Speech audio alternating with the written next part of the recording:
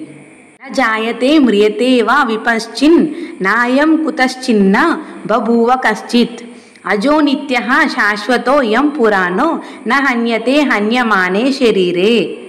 ఈ శ్లోకానికి అర్థము వ్యాఖ్యానము భగవద్గీతలోని దానికి సమానమే అయినా దీనిలో విపశ్చిత్ అనే ఒక ప్రత్యేక పదము ఉన్నది. పండితుడు లేదా జ్ఞానవంతుడని దాని అర్థము. ఆత్మ జ్ఞానపూర్ణమైనది లేదా సర్వదా చైతన్యపూర్ణమైనది కనుక చైతన్యము ఆత్మ లక్షణము. ఆత్మ నిలిచి ఉండే స్థానమైన హృదయంలో ఆత్మను కనుగొనలేనప్పటికీ కేవలము చైతన్యాన్ని బట్టి ఆత్మ ఉనికిని మనిషి తెలుసుకోగలుగుతాడు. ఒక్కొక్కప్పుడు మేఘాల కారణంగా లేదా వేరే ఇతర కారణంగా ఆకాశంలో మనము సూర్యుని చూడలేకపోవచ్చును. కానీ సూర్యకాంతి ఉన్నది కనుక అది పగటి సమయం అని మనము తెలుసుకుంటాము. తెల్లవారుజామున ఆకాశంలో కొంత వెలుగు రాగానే సూర్యుడు వచ్చాడని మనము అర్థం చేసుకుంటాము. అదేవిధంగా అన్ని దేహాలలో మనిషే గాని పశువే గాని చైతన్యము ఉన్న కారణంగా ఆత్మ ఉనికిని మనం తెలుసుకోవచ్చును.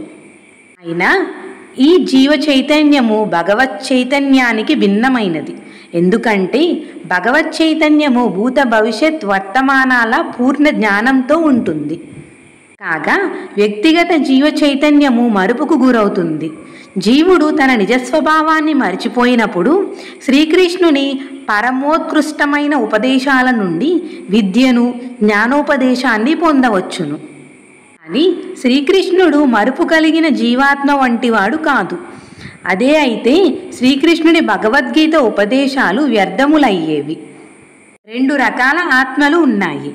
అవే అనుపరిమాణ ఆత్మ, పరమాత్మ.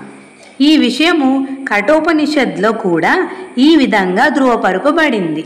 మనోరణీయాన్ మహతో మహీయాన్ ఆత్మస్య జంతోర్నిహితో గుహాయాం తమక్రతు పశ్యతి వీతశోకో ధాతు ప్రసాదాన్మ హిమానమాత్మనః.